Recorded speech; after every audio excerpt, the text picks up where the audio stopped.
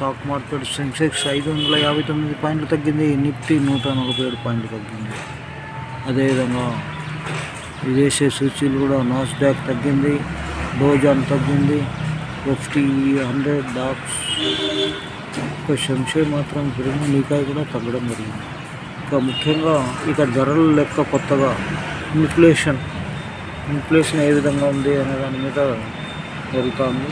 గ్రామీణ ప్రాంత ఇల్లు అద్దెలు నిర్వహణ చేయాలి, CPIలో చేరినవి, CPI నుంచి తొలగించబడింది.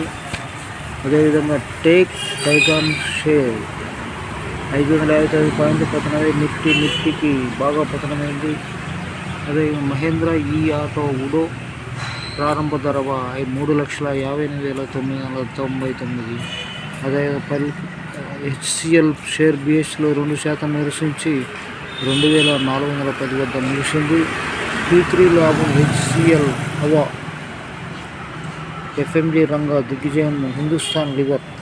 అదేవిధంగా ఈరోజు మొత్తం మార్కెట్ పెరిగే అవకాశాలు కనిపిస్తున్నాయి. నమస్తే, థ్యాంక్ యూ.